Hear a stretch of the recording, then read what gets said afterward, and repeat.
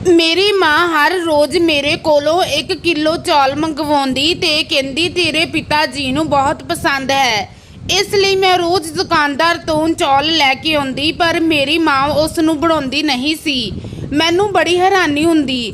ਇੱਕ ਦਿਨ ਮੈਂ ਦੇਖਿਆ ਥੈਲੇ ਵਿੱਚ ਸ਼ੇਕ ਸੀ। ਮੈਨੂੰ ਲੱਗਿਆ ਝੋਲੇ ਵਿੱਚ ਕੁਝ ਹਿਲਦਾ ਪਿਆ। ਜਿਵੇਂ ਹੀ ਮੈਂ ਥੈਲਾ ਖੋਲ ਕੇ ਦੇਖਿਆ ਤਾਂ ਮੇਰੀ ਚੀਕ ਨਿਕਲ ਗਈ, ਕਿਉਂਕਿ ਥੈਲੇ ਵਿੱਚ ਮੇਰੇ ਪਿਤਾ ਜੀ ਮੇਰੀ ਮਾਂ ਨਾਲ ਲੜ ਕੇ ਬਾਹਰ ਨਿਕਲ ਗਏ ਤੇ ਮਾਂ ਵੀ ਉੱਚੀ ਉੱਚੀ ਚੀਕ ਰਹੀ ਸੀ। ਉਦੋਂ ਮੈਂ ਬਾਹਰ ਬੈਠੀ ਡਰਾਇੰਗ ਰੂਮ ਦੇ ਵਿੱਚ 12ਵੀਂ ਕਲਾਸ ਦੇ ਪੇਪਰਾਂ ਦੀ ਤਿਆਰੀ ਕਰ ਰਹੀ ਸੀ। ਮੇਰਾ ਮਨ ਪੜ੍ਹਾਈ ਵਿੱਚੋਂ ਹਟ ਗਿਆ ਤੇ ਮੇਰੇ ਪਿਤਾ ਜੀ ਮੈਨੂੰ ਆਪਣੀ ਲੜਾਈ ਵਿੱਚ ਘੜੀਸ ਲਿਆਏ ਤੇ ਮੈਨੂੰ ਹਮੇਸ਼ਾ ਦੀ ਤਰ੍ਹਾਂ ਮਨਹੂਸ ਕਹਿ ਕੇ ਚਲੇ ਗਏ। ਮੈਂ ਇਸ ਗੱਲ ਤੋਂ ਥੋੜੀ ਨਾਰਾਜ਼ ਹੋ ਗਈ। ਮੈਂ ਸੋਚ ਰਹੀ ਸੀ ਕਿ ਫਿਲਮਾਂ ਵਿੱਚ ਤਾਂ ਦਿਖਾਇਆ ਜਾਂਦਾ ਹੈ ਕਿ ਮਾਂ-ਬਾਪ ਆਪਣੇ ਇਕਲੌਤੇ ਬੱਚੇ ਨੂੰ ਜਾਨ ਤੋਂ ਵੱਧ ਪਿਆਰ ਕਰਦੇ ਨੇ, ਪਰ ਇੱਥੇ ਦਾ ਮਾਮਲਾ ਕੁਝ ਹੋਰ ਹੀ ਸੀ। ਮੇਰੇ ਪਾਪਾ ਜਦੋਂ ਵੀ ਮੈਨੂੰ ਮਨਹੂਸ ਕਹਿੰਦੇ ਤਾਂ ਮੇਰੀ ਮਾਂ ਨਾਰਾਜ਼ ਹੋ ਜਾਂਦੀ ਤੇ ਕਹਿੰਦੀ ਕਿ ਦੁਆ ਕਰੋ ਰੀਨਾ ਮਰ ਜਾਵੇ, ਤੇਰੇ ਜੀਵਨ ਵਿੱਚੋਂ ਰੀਨਾ ਦਾ ਮਨਹੂਸ ਸਾਇਆ ਹਟ ਜਾਵੇ। ਤੇ ਮੈਂ ਬਾਹਰ ਬੈਠ ਕੇ ਰੱਬ ਨੂੰ ਕਹਿੰਦੀ ਮੈਂ ਅਜਿਹੀ ਜ਼ਿੰਦਗੀ ਨੂੰ ਕੀ ਕਰਨਾ। ਰਹਿੰਦੀ ਕਸਰ ਮੇਰੀ ਦਾਦੀ ਪੂਰੀ ਕਰ ਦਿੰਦੀ ਸੀ। ਜਿੱਦਾਂ ਹੀ ਪਿਤਾ ਜੀ ਘਰ ਤੋਂ ਬਾਹਰ ਜਾਂਦੇ ਤਾਂ ਮੇਰੀ ਮਾਂ ਦੇ ਨਾਲ ਲੜਨ ਲੱਗ ਜਾਂਦੀ। ਸਾਡਾ ਘਰ ਪਾਣੀਪਤ ਦਾ ਮੈਦਾਨ ਬਣ ਜਾਂਦਾ। ਆਂਢੀ ਗੁਆਂਢੀ ਛੱਤਾਂ ਤੇ ਖੜੇ ਹੋ ਕੇ ਨੂੰਹ ਸੱਸ ਦੀ ਲੜਾਈ ਦਾ ਆਨੰਦ ਮਾਣਦੇ, ਜਿਵੇਂ ਸਿਨੇਮੇ 'ਚ ਕੋਈ ਫਿਲਮ ਚੱਲ ਰਹੀ ਹੋਵੇ। ਮੈਂ ਇਹਨਾਂ ਦੇ ਨਿੱਤ ਦੇ ਝਗੜਿਆਂ ਤੋਂ ਤੰਗ ਆ ਚੁੱਕੀ ਸੀ। ਦਾਦੀ ਮੇਰੀ ਮਾਂ ਨੂੰ ਕਹਿੰਦੀ ਮੈਂ ਤੇਰਾ ਤਲਾਕ ਕਰਵਾ ਕੇ ਹੀ ਰਹਾਂਗੀ, ਬਹੁਤ ਐਸ਼ ਕਰ ਲਈ ਤੂੰ ਮੇਰੇ ਬੇਟੇ ਦੀ ਕਮਾਈ ਉੱਤੇ। ਮੰਮੀ ਤੇ ਦਾਦੀ ਦੀ ਤੂੰ ਮੈਂ ਸ਼ੁਰੂ ਹੋ ਜਾਂਦੀ ਤੇ ਖਤਮ ਹੋਣ ਦਾ ਨਾਮ ਹੀ ਨਾ ਲੈਂਦੀ। ਮੈਨੂੰ ਦਾਦੀ ਦੀ ਐਸ਼ ਵਾਲੀ ਗੱਲ ਤੇ ਬਹੁਤ ਹਾਸਾ ਆਉਂਦਾ, ਕਿਉਂਕਿ ਮੈਂ ਆਪਣੀ ਮਾਂ ਨੂੰ ਕਦੇ ਵੀ ਆਪਣੇ ਉੱਤੇ 1 ਰੁਪਈਆ ਖਰਚ ਕਰਦੇ ਨਹੀਂ ਦੇਖਿਆ ਸੀ। ਐਸ਼ ਤਾਂ ਬਹੁਤ ਦੂਰ ਦੀ ਗੱਲ ਸੀ। ਮੇਰੀ ਮਾਂ ਮੇਰੇ ਕੋਲ ਆਈ, ਆਪਣੇ ਦੁਪੱਟੇ ਦੀ ਗੰਢ ਖੋਲੀ ਤੇ ਕੁਝ ਪੈਸੇ ਕੱਢ ਕੇ ਕਿਹਾ ਜਾ ਬੇਟਾ ਦੁਕਾਨ ਤੇ ਜਾ ਤੇ 1 ਕਿਲੋ ਚੌਲ ਲੈ ਕੇ ਆ, ਤੇਰੇ ਪਾਪਾ ਬੜੀ ਸ਼ੌਂਕ ਨਾਲ ਖਾਂਦੇ ਨੇ। ਮੈਂ ਮਾਂ ਤੋਂ ਕੁਝ ਪੈਸੇ ਫੜੇ ਤੇ ਆਪਣਾ ਸਿਰ ਢੱਕ ਕੇ ਬਾਹਰ ਚਲੀ ਗਈ। ਮੈਂ ਸੋਚ ਰਹੀ ਸੀ ਕਿ ਮਾਂ ਰੋਜ਼ ਮੇਰੇ ਕੋਲ ਚੌਲ ਕਿਉਂ ਮੰਗਵਾਉਂਦੀ ਹੈ ਜਦੋਂ ਚੌਲ ਬਣਾਉਣੇ ਨਹੀਂ ਹੁੰਦੇ। ਪਤਾ ਨਹੀਂ ਚੌਲਾਂ ਦਾ ਕੀ ਕਰਦੀ ਹੈ। ਮੈਨੂੰ ਤਾਂ ਲੱਗਦਾ ਸੀ ਜਿੱਦਾਂ ਘਰ ਦੇ ਝਗੜੇ ਵਾਲੇ ਮਾਹੌਲ ਤੋਂ ਦੂਰ ਭੇਜਣ ਲਈ ਮੈਨੂੰ ਬਹਾਨੇ ਨਾਲ ਚੌਲ ਲੈਣ ਭੇਜਦੇ ਹਨ। ਮੇਰੀ ਮਾਂ ਇੱਕ ਸਿੱਧੀ ਸਾਦੀ ਜਿਹੀ ਔਰਤ ਹੈ। ਸਾਰਾ ਦਿਨ ਕੰਮ ਹੀ ਲੱਗੀ ਰਹਿੰਦੀ ਤੇ ਕੋਈ ਵੀ ਮੇਰੀ ਮਾਂ ਤੋਂ ਖੁਸ਼ ਨਹੀਂ ਹੁੰਦਾ, ਕਿਉਂਕਿ ਉਹਨਾਂ ਦਾ ਸਿਰਫ ਇੰਨਾ ਕਸੂਰ ਸੀ ਕਿ ਉਹਨਾਂ ਨੇ ਇੱਕ ਲੜਕੀ ਨੂੰ ਜਨਮ ਦਿੱਤਾ ਸੀ, ਲੜਕੇ ਨੂੰ ਨਹੀਂ। ਮੇਰੇ ਜਨਮ ਤੋਂ ਬਾਅਦ ਕੁਝ ਇੱਦਾਂ ਦੀ ਸਿਚੁਏਸ਼ਨ ਆਈ ਕਿ ਮੇਰੀ ਮਾਂ ਦੁਬਾਰਾ ਮਾਂ ਨਹੀਂ ਬਣ ਪਾਈ। ਇਸੇ ਕਰਕੇ ਪਿਤਾ ਜੀ ਮੈਨੂੰ ਮਨਹੂਸ ਕਹਿੰਦੇ ਸੀ। ਮੇਰੇ ਪਿਤਾ ਜੀ ਇੱਕ ਨਸ਼ੇੜੀ ਕਿਸਮ ਦੇ ਇਨਸਾਨ ਸੀ। ਘਰ ਵਿੱਚ ਉਹ ਮੇਰੀ ਮਾਂ ਨਾਲ ਠੀਕ ਰਹਿੰਦੇ ਸੀ, ਪਰ ਜਿਸ ਦਿਨ ਦਾਦੀ ਉਹਨਾਂ ਨੂੰ ਪੋਤਾ ਨਾ ਹੋਣ ਦੀ ਗੱਲ ਯਾਦ ਕਰਵਾਉਂਦੇ ਤਾਂ ਉਹ ਪਰੇਸ਼ਾਨ ਹੋ ਜਾਂਦੇ। ਦਾਦੀ ਉਹਨਾਂ ਨੂੰ ਕਹਿੰਦੀ ਕਿ ਤੇਰੇ ਤੋਂ ਬਾਅਦ ਤਾਂ ਆਪਣਾ ਖਾਨਦਾਨ ਖਤਮ ਹੋ ਜਾਵੇਗਾ, ਤੂੰ ਕਦੋਂ ਤੱਕ ਇਸ ਔਰਤ ਦੇ ਪੱਲੇ ਨਾਲ ਬੱਝਾ ਰਹੇਗਾ। ਮੈਂ ਤੇਰਾ ਦੂਜਾ ਵਿਆਹ ਕਰਵਾ ਕੇ ਹੀ ਰਹਾਂਗੀ। ਪਿਤਾ ਜੀ ਖਿੱਝ ਕੇ ਦਾਦੀ ਕੋਲੋਂ ਉੱਠ ਕੇ ਮਾਂ ਦੇ ਕੋਲ ਕਮਰੇ ਵਿੱਚ ਚਲੇ ਜਾਂਦੇ ਤੇ ਮਾਂ ਨੂੰ ਬੋਲਣ ਲੱਗ ਪੈਂਦੇ। ਇਹਨਾਂ ਲੜਾਈਆਂ ਝਗੜਿਆਂ ਦੇ ਕਾਰਨ ਮੈਂ ਡਿਪਰੈਸ਼ਨ ਵਿੱਚ ਜਾਈ ਜਾ ਰਹੀ ਸੀ। ਐਦਾਂ ਹੀ ਦਿਨ ਲੰਘ ਰਹੇ ਸੀ। ਇੱਕ ਦਿਨ ਮੈਂ ਕਾਲਜ ਤੋਂ ਵਾਪਸ ਆਈ ਤਾਂ ਦੇਖਿਆ ਮੇਰੀ ਮਾਂ ਵਿਹੜੇ ਵਿੱਚ ਬੈਠ ਕੇ ਉੱਚੀ ਉੱਚੀ ਰੋ ਰਹੀ ਸੀ। ਮੈਂ ਥੋੜਾ ਡਰ ਗਈ। ਮੈਂ ਆਪਣਾ ਬੈਗ ਦਰਵਾਜ਼ੇ ਤੇ ਹੀ ਸੁੱਟ ਦਿੱਤਾ ਤੇ ਮੈਂ ਭੱਜ ਕੇ ਮਾਂ ਕੋਲ ਆਈ ਤੇ ਪੁੱਛਿਆ ਮਾਂ ਕੀ ਹੋਇਆ। ਉਹ ਰੋਂਦੀ ਹੋਈ ਬੋਲੀ ਮੈਂ ਮਰ ਜਾਵਾਂਗੀ, ਮੈਂ ਬਰਬਾਦ ਹੋ ਜਾਵਾਂਗੀ, ਮੇਰਾ ਕੁਝ ਵੀ ਨਹੀਂ ਬਚਿਆ ਇਸ ਦੁਨੀਆ ਵਿੱਚ। ਮੈਂ ਮਾਂ ਨੂੰ ਕਿਹਾ ਦੱਸ ਤਾਂ ਸਹੀ ਕੀ ਹੋਇਆ, ਪਿਤਾ ਜੀ ਤਾਂ ਠੀਕ ਨੇ। ਮਾਂ ਨੇ ਮੈਨੂੰ ਗੱਲ ਨਾਲ ਲਗਾ ਲਿਆ ਤੇ ਉੱਚੀ ਉੱਚੀ ਰੋਣ ਲੱਗ ਪਈ ਤੇ ਕਹਿਣ ਲੱਗੀ ਤੇਰੀ ਦਾਦੀ ਨੇ ਆਪਣੀ ਕਿਸੇ ਸਹੇਲੀ ਦੀ ਲੜਕੀ ਨੂੰ ਬੁਲਾਇਆ ਤੇ ਤੇਰੇ ਪਿਤਾ ਜੀ ਨਾਲ ਉਸ ਦਾ ਵਿਆਹ ਕਰਵਾ ਦੇਣਗੇ, ਫਿਰ ਆਪਾਂ ਦੋਨਾਂ ਨੂੰ ਘਰੋਂ ਕੱਢ ਦੇਣਗੇ, ਆਪਾਂ ਕਿੱਥੇ ਜਾਵਾਂਗੇ। ਗੱਲ ਤਾਂ ਪਰੇਸ਼ਾਨੀ ਵਾਲੀ ਸੀ, ਪਰ ਜਦੋਂ ਮੈਂ ਮਾਂ ਨੂੰ ਸਮਝਾਇਆ ਤਾਂ ਮਾਂ ਸਮਝ ਗਈ। ਫਿਰ ਜਲਦੀ ਨਾਲ ਮਾਂ ਨੇ ਆਪਣੀ ਚੁੰਨੀ ਦੇ ਪੱਲੇ ਨਾਲ ਬੰਨੇ ਪੈਸੇ ਕੱਢੇ ਤੇ ਬੋਲੀ 1 ਕਿਲੋ ਚੌਲ ਲਿਆ ਦੇ। ਮੈਨੂੰ ਮਾਂ ਦੀ ਹਾਲਤ ਦੇਖ ਕੇ ਹਾਸਾ ਨਿਕਲ ਗਿਆ, ਕਿਉਂਕਿ ਥੋੜੀ ਦੇਰ ਪਹਿਲਾਂ ਮਾਂ ਆਪਣੀ ਸੁੱਧ ਬੁੱਧ ਖੋਈ ਬੈਠੀ ਸੀ ਤੇ ਹੁਣ ਜਦੋਂ ਮਾੜੀ ਜਿਹੀ ਹਾਲਤ ਚੰਗੀ ਹੋਈ ਤਾਂ ਚੌਲਾਂ ਦੀ ਪਈ ਏ। ਮੈਂ ਹੱਸਦੀ ਹੋਈ ਬੋਲੀ, ਮਾਂ ਚੌਲ ਆਪਣੀ ਸੌਂਕਣ ਦੇ ਲਈ ਬਣਾ ਕੇ ਰੱਖਣੇ, ਤੇ ਮੈਂ ਹੱਸਦੀ ਹੱਸਦੀ ਦੁਕਾਨ ਤੇ ਚਲੇ ਗਈ। ਮੈਨੂੰ ਪਤਾ ਸੀ ਕਿ ਰੋਜ਼ ਦੀ ਤਰ੍ਹਾਂ ਅੱਜ ਵੀ ਮਾਂ ਨੇ ਚੌਲ ਨਹੀਂ ਬਣਾਉਣੇ। ਕਦੇ ਕਦੇ ਮੈਨੂੰ ਲੱਗਦਾ ਮਾਂ ਹਰ ਰੋਜ਼ 1 ਕਿਲੋ ਚੌਲ ਮੰਗਵਾ ਕੇ ਜਮ੍ਹਾਂ ਤਾਂ ਨਹੀਂ ਕਰਦੀ। ਮੈਂ ਚੌਲ ਲੈ ਕੇ ਵਾਪਸ ਘਰ ਆ ਗਈ ਤੇ ਦੇਖਿਆ ਦਾਦੀ ਦੀ ਸਹੇਲੀ ਦੀ ਲੜਕੀ ਵੀ ਆ ਚੁੱਕੀ ਸੀ। ਉਹ 30-32 ਸਾਲ ਦੀ ਹੋਣੀ, ਮਾਂ ਤੋਂ ਘੱਟੋ ਘੱਟ 6-7 ਸਾਲ ਛੋਟੀ। ਉਸ ਨੇ ਨਵੇਂ ਜ਼ਮਾਨੇ ਦੇ ਕੱਟ ਵਾਲੇ ਕੱਪੜੇ ਪਾਏ ਹੋਏ ਸੀ।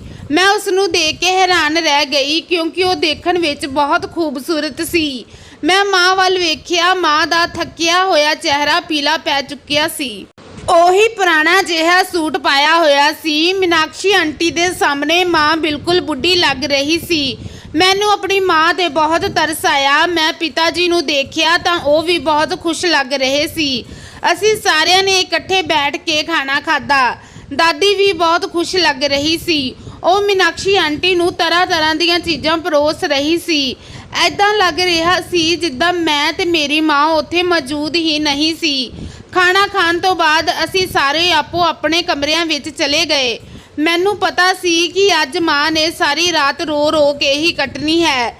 ਸਵੇਰ ਹੋਈ ਤਾਂ ਮੈਂ ਮਾਂ ਕੋਲ ਆਈ ਤੇ ਕਹਿਣ ਲੱਗੀ, ਤੂੰ ਅੱਜ ਕਾਲਜ ਨਾ ਜਾ, ਆਪਾਂ ਬਾਜ਼ਾਰ ਚੱਲਾਂਗੇ, ਕੁਝ ਖਰੀਦਦਾਰੀ ਕਰਨੀ ਹੈ। ਮੈਂ ਹੱਸੀ ਤੇ ਕਿਹਾ, ਮਾਂ ਅੱਜ ਤੁਸੀਂ ਮੀਨਾਕਸ਼ੀ ਆਂਟੀ ਦੇ ਡਰ ਨਾਲ ਖਰੀਦਦਾਰੀ ਕਰਨ ਜਾ ਰਹੇ ਹੋ। ਜੇ ਤੁਸੀਂ ਮੇਰੇ ਕਹਿਣ ਤੇ ਪਹਿਲਾਂ ਹੀ ਚੱਲਦੇ ਤਾਂ ਅੱਜ ਇਹ ਹਾਲਾਤ ਪੈਦਾ ਨਾ ਹੁੰਦੇ। ਮਾਂ ਉਦਾਸ ਹੋ ਗਈ। ਮਾਂ ਨੇ ਪਹਿਲੀ ਵਾਰ ਆਪਣੇ ਲਈ ਪਿਤਾ ਜੀ ਤੋਂ ਪੈਸੇ ਦੀ ਮੰਗ ਕੀਤੀ ਸੀ ਤੇ ਪਿਤਾ ਜੀ ਨੇ ਵੀ ਮਾਂ ਨੂੰ ਚੰਗੀ ਭਲੀ ਰਕਮ ਦੇ ਦਿੱਤੀ।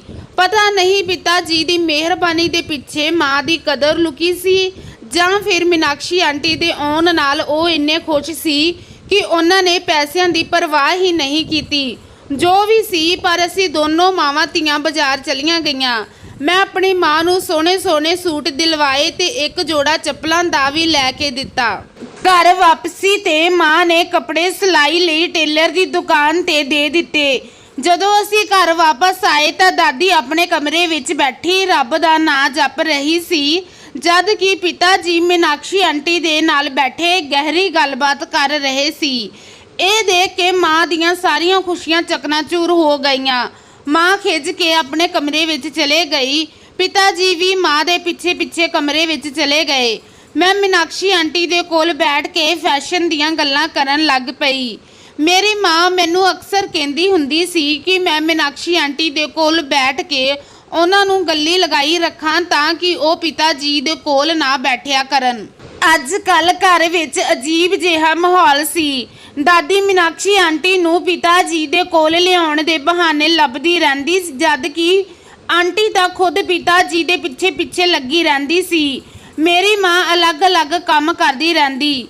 ਮੈਂ ਦੇਖਿਆ ਕਿ ਮੀਨਾਕਸ਼ੀ ਆਂਟੀ ਦੇ ਖੂਬਸੂਰਤ ਹੋਣ ਦੇ ਬਾਵਜੂਦ ਪਿਤਾ ਜੀ ਉਹਨਾਂ ਨਾਲ ਘੱਟ ਹੀ ਗੱਲਬਾਤ ਕਰਦੇ ਸੀ। ਹੁਣ ਤਾਂ ਮੇਰੀ ਮਾਂ ਵੀ ਰੋਜ਼ ਨਵੇਂ-ਨਵੇਂ ਕੱਪੜੇ ਪਾਉਂਦੀ ਤੇ ਤਿਆਰ ਹੋਣ ਲੱਗ ਪਈ। ਇੱਕ ਦਿਨ ਅਸੀਂ ਸਾਰੇ ਬੈਠੇ ਸੀ ਕਿ ਦਾਦੀ ਮੈਨੂੰ ਬੋਲੀ, ਰੀਨਾ ਜਾ ਸਾਹਮਣੇ ਵਾਲੀ ਦੁਕਾਨ ਤੋਂ 1 ਕਿਲੋ ਚੌਲ ਲੈ ਆਉਣਾ, ਤੇਰੇ ਪਾਪਾ ਬੜੇ ਸ਼ੌਂਕ ਨਾਲ ਖਾਂਦੇ ਹਨ। ਮੈਂ ਦਾਦੀ ਵੱਲ ਹੈਰਾਨੀ ਨਾਲ ਦੇਖਿਆ ਤੇ ਬੋਲੀ, ਤੁਸੀਂ ਵੀ ਮਾਂ ਵਾਲਾ ਕਾਰੋਬਾਰ ਸ਼ੁਰੂ ਕਰਨ ਦਾ ਸੋਚ ਰਹੇ ਹੋ? ਸਾਰੇ ਹੈਰਾਨੀ ਨਾਲ ਮੇਰੇ ਵੱਲ ਦੇਖਣ ਲੱਗ ਪਏ। ਪਿਤਾ ਜੀ ਬੋਲੇ, ਕੀ ਮਤਲਬ? ਮੈਂ ਦੱਸਣ ਹੀ ਵਾਲੀ ਸੀ ਕਿ ਮੇਰੀ ਮਾਂ ਨੇ ਮੈਨੂੰ ਨਾਹ ਵਿੱਚ ਸਿਰ ਮਾਰ ਦਿੱਤਾ ਤੇ ਉਹ ਡਰੀ ਹੋਈ ਲੱਗ ਰਹੀ ਸੀ। ਮੈਂ ਸੋਚਿਆ ਮੈਨੂੰ ਆਪਣੀ ਮਾਂ ਦੀ ਗੱਲ ਸਾਰਿਆਂ ਸਾਹਮਣੇ ਨਹੀਂ ਕਰਨੀ ਚਾਹੀਦੀ ਸੀ। ਇਸ ਕਰਕੇ ਮੈਂ ਗੱਲ ਬਦਲ ਦਿੱਤੀ ਤੇ ਕਿਹਾ, ਜਦੋਂ ਵੀ ਮਾਂ ਮੈਨੂੰ ਕੁਝ ਲੈਣ ਦੁਕਾਨ ਤੇ ਭੇਜਦੀ ਹੈ ਤਾਂ ਮੈਨੂੰ ਵੀ ਪੈਸੇ ਦਿੰਦੀ ਹੈ, ਫਿਰ ਹੋਇਆ ਨਾ ਕਾਰੋਬਾਰ। ਪਿਤਾ ਜੀ ਹੱਸਣ ਲੱਗ ਪਏ। ਉਸ ਦਿਨ ਦਾਦੀ ਨੇ ਜਦੋਂ ਚੌਲ ਮੰਗਵਾਏ ਸੀ, ਉਸ ਦਿਨ ਤਾਂ ਘਰ ਵਿੱਚ ਸੱਚੀ ਚੌਲ ਬਣੇ ਸੀ ਜੋ ਮੈਂ ਬੜੇ ਸਵਾਦਾਂ ਨਾਲ ਖਾਦੇ ਸੀ। ਕੁਝ ਦਿਨ ਬੜੇ ਚੈਨ ਨਾਲ ਬੀਤੇ, ਪਰ ਦਾਦੀ ਦਾ ਦਿਮਾਗ ਫਿਰ ਤੋਂ ਘੁੰਮਣ ਲੱਗ ਪਿਆ। ਉੱਠਦੇ ਬੈਠਦੇ ਪਿਤਾ ਜੀ ਨੂੰ ਯਾਦ ਦਿਵਾਉਂਦੀ ਸੀ ਕਿ ਤੇਰੇ ਕੋਈ ਬੇਟਾ ਨਹੀਂ ਹੈ, ਸਾਡਾ ਖਾਨਦਾਨ ਖਤਮ ਹੋ ਜਾਵੇਗਾ। ਉਹ ਸਪਸ਼ਟ ਸ਼ਬਦਾਂ ਵਿੱਚ ਪਿਤਾ ਜੀ ਨੂੰ ਕਹਿੰਦੀ ਕਿ ਜੇਕਰ ਤੂੰ ਕਹੇ ਤਾਂ ਤੇਰਾ ਵਿਆਹ ਮੀਨਾਕਸ਼ੀ ਨਾਲ ਕਰਵਾ ਦੇਵਾਂ, ਤੇਰਾ ਘਰ ਆਬਾਦ ਹੋ ਜਾਵੇਗਾ। ਪਿਤਾ ਜੀ ਬੋਲੇ, ਮਾਂ ਮੇਰਾ ਘਰ ਪਹਿਲਾਂ ਹੀ ਆਬਾਦ ਹੈ, ਪਰ ਦਾਦੀ ਕਿੱਥੇ ਮੰਨਣ ਵਾਲੀ ਸੀ। ਇੱਕ ਦਿਨ ਮੈਂ ਕਾਲਜ ਤੋਂ ਵਾਪਸ ਆਈ ਤਾਂ ਮਾਂ ਕਮਰੇ ਵਿੱਚ ਹਨੇਰਾ ਕਰਕੇ ਬੈਠੀ ਰੋ ਰਹੀ ਸੀ। ਜਦੋਂ ਮੈਂ ਉਹਨਾਂ ਨੂੰ ਰੋਣ ਦਾ ਕਾਰਨ ਪੁੱਛਿਆ ਤਾਂ ਉਹ ਬੋਲੀ, ਜਾ ਪਹਿਲਾਂ ਮੈਨੂੰ 1 ਕਿਲੋ ਚੌਲ ਲਿਆ ਕੇ ਦੇ, ਫਿਰ ਦੱਸਦੀ ਹਾਂ। ਉਹ ਕਦੇ ਵੀ ਖੁਦ ਨਹੀਂ ਜਾਂਦੀ ਸੀ ਚੌਲ ਲੈਣ, ਹਮੇਸ਼ਾ ਮੈਨੂੰ ਹੀ ਭੇਜਦੀ ਸੀ। ਨਾਲੇ ਮੈਨੂੰ ਇਹ ਵੀ ਕਹਿ ਦਿੰਦੀ ਕਿ ਕਿਸੇ ਨੂੰ ਦੱਸਣਾ ਨਾ ਚੌਲਾਂ ਬਾਰੇ, ਆਪਣੇ ਕਾਲਜ ਦੇ ਬੈਗ ਵਿੱਚ ਲੁਕੋ ਕੇ ਲੈ ਆਉਣਾ। ਜੇ ਕੋਈ ਪੁੱਛੇ ਤਾਂ ਕਹਿ ਦੇਣਾ ਕਾਪੀਆਂ ਲੈਣ ਗਈ ਸੀ। ਮੈਂ ਵਾਪਸ ਚੌਲ ਲੈ ਕੇ ਆਈ ਤਾਂ ਮਾਂ ਨੇ ਮੈਨੂੰ ਦੱਸਿਆ ਕਿ ਦਾਦੀ ਨੇ ਮੈਨੂੰ ਤੇਰੇ ਪਿਤਾ ਜੀ ਦਾ ਕਮਰਾ ਵਿਹਲਾ ਕਰਨ ਲਈ ਕਿਹਾ ਹੈ, ਕਿਉਂਕਿ ਉਹ ਉਸ ਕਮਰੇ ਵਿੱਚ ਮੀਨਾਕਸ਼ੀ ਨੂੰ ਦੁਲਹਨ ਬਣਾ ਕੇ ਲੈ ਕੇ ਆਵੇਗੀ। ਫਿਰ ਮੈਂ ਪੁੱਛਿਆ, ਤੁਸੀਂ ਕੀ ਕਰੋਗੇ? ਤਾਂ ਮਾਂ ਬੋਲੀ, ਤੇਰੇ ਪਿਤਾ ਜੀ ਦੀ ਰਾਏ ਲਵਾਂਗੀ। ਜੇਕਰ ਉਹਨਾਂ ਨੇ ਕਿਹਾ ਕਿ ਮਾਂ ਦੀ ਗੱਲ ਮੰਨ ਲਓ ਤਾਂ ਮੈਂ ਹਮੇਸ਼ਾ ਲਈ ਇਹ ਘਰ ਛੱਡ ਕੇ ਚਲੀ ਜਾਵਾਂਗੀ। ਆਪਣੀ ਮਾਂ ਦੀ ਗੱਲ ਸੁਣ ਕੇ ਮੈਂ ਡਰ ਗਈ, ਕਿਉਂਕਿ ਉਹ ਆਪਣੀ ਗੱਲ ਦੀ ਪੱਕੀ ਸੀ। ਉਹਨਾਂ ਨੇ ਜਦੋਂ ਵੀ ਕੋਈ ਫੈਸਲਾ ਲਿਆ ਉਸ ਤੇ ਕਾਇਮ ਰਹੀ ਸੀ। ਮੈਂ ਸਾਰਾ ਦਿਨ ਪ੍ਰਾਰਥਨਾ ਕਰਦੀ ਰਹੀ। ਪ੍ਰਾਰਥਨਾ ਕਰਨ ਵਿੱਚ ਕੀ ਹਰਜ ਸੀ। ਖੈਰ, ਸ਼ਾਮ ਨੂੰ ਪਿਤਾ ਜੀ ਵਾਪਸ ਘਰ ਆਏ ਤਾਂ ਬਰਾਂਡੇ ਵਿੱਚ ਬੈਠ ਕੇ 2 ਘੰਟੇ ਮੀਨਾਕਸ਼ੀ ਆਂਟੀ ਨਾਲ ਗੱਲਾਂ ਕਰਦੇ ਰਹੇ। ਪਿਤਾ ਜੀ ਆਂਟੀ ਨਾਲ ਗੱਲਾਂ ਕਰਦੇ ਸਮੇਂ ਬਹੁਤ ਖੁਸ਼ ਲੱਗ ਰਹੇ ਸੀ। ਮੇਰੇ ਦਿਲ ਵਿੱਚ ਖਿਆਲ ਆਇਆ ਕਿ ਕਾਸ਼ ਪਿਤਾ ਜੀ ਮਾਂ ਨਾਲ ਵੀ ਇੱਦਾਂ ਹੀ ਬੈਠ ਕੇ ਗੱਲਾਂ ਕਰਨ।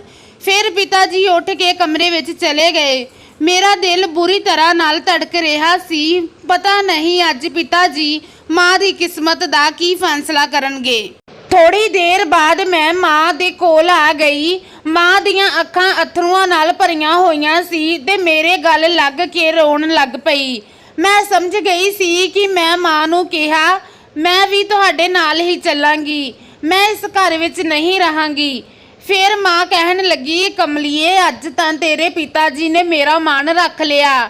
ਜਦੋਂ ਮੈਂ ਉਹਨਾਂ ਨੂੰ ਤੇਰੀ ਦਾਦੀ ਦੀ ਗੱਲ ਦੱਸੀ ਤਾਂ ਉਹ ਬੋਲੇ, ਮਾਂ ਦਾ ਦਿਮਾਗ ਖਰਾਬ ਹੋ ਗਿਆ, ਤੂੰ ਬਿਲਕੁਲ ਵੀ ਚਿੰਤਾ ਨਾ ਕਰ। ਮੈਂ ਖੁਸ਼ੀ ਨਾਲ ਟੱਪਣ ਲੱਗ ਪਈ, ਪਰ ਇਹ ਖੁਸ਼ੀ ਜ਼ਿਆਦਾ ਦਿਨ ਤੱਕ ਟਿਕੀ ਨਾ ਰਹੀ। ਇਸ ਘਟਨਾ ਤੋਂ ਕੁਝ ਦਿਨਾਂ ਬਾਅਦ ਪਿਤਾ ਜੀ ਮੀਨਾਕਸ਼ੀ ਆਂਟੀ ਨੂੰ ਖਰੀਦਦਾਰੀ ਕਰਨ ਲੈ ਜਾਂਦੇ ਜਾਂ ਘੁਮਾਉਣ ਲੈ ਕੇ ਚਲੇ ਜਾਂਦੇ। ਦੂਜੇ ਪਾਸੇ ਮੇਰੀ ਮਾਂ ਟੈਨਸ਼ਨ ਦੇ ਮਾਰੇ ਸੁੱਕ ਕੇ ਤੀਲੇ ਵਰਗੀ ਹੋ ਗਈ ਸੀ। ਹੁਣ ਤਾਂ ਮਾਂ ਦਾ ਸਾਰਾ ਦਿਨ ਪਿਤਾ ਜੀ ਦੀ ਜਸੂਸੀ ਵਿੱਚ ਹੀ ਬੀਤਦਾ ਸੀ ਤੇ ਦਾਦੀ ਨੂੰ ਮੀਨਾਕਸ਼ੀ ਆਂਟੀ ਨੇ ਕਹਿ ਦਿੱਤਾ ਸੀ ਕਿ ਜੇਕਰ ਐਤਵਾਰ ਤੱਕ ਤੁਹਾਡੇ ਬੇਟੇ ਨੇ ਮੇਰੇ ਨਾਲ ਵਿਆਹ ਨਾ ਕੀਤਾ ਤਾਂ ਮੈਂ ਵਾਪਸ ਚਲੀ ਜਾਵਾਂਗੀ। ਆਖਿਰ ਕਦ ਤੱਕ ਮੈਂ ਇੰਤਜ਼ਾਰ ਵਿੱਚ ਬੈਠੀ ਰਹਾਂਗੀ। ਆਂਟੀ ਦੀਆਂ ਗੱਲਾਂ ਸੁਣ ਦਾਦੀ ਬਹੁਤ ਚਿੰਤਾ ਵਿੱਚ ਪੈ ਜਾਂਦੀ ਤੇ ਇਸੇ ਕਰਕੇ ਉਹ ਮਾਂ ਦੀ ਦੁਸ਼ਮਣ ਬਣ ਗਈ ਸੀ। ਉਸ ਦਿਨ ਐਤਵਾਰ ਸੀ ਤੇ ਮੈਂ ਘਰ ਹੀ ਸੀ। ਦਾਦੀ ਮਾਂ ਦੇ ਨਾਲ ਸਵੇਰ ਤੋਂ ਹੀ ਝਗੜਾ ਕਰ ਰਹੀ ਸੀ।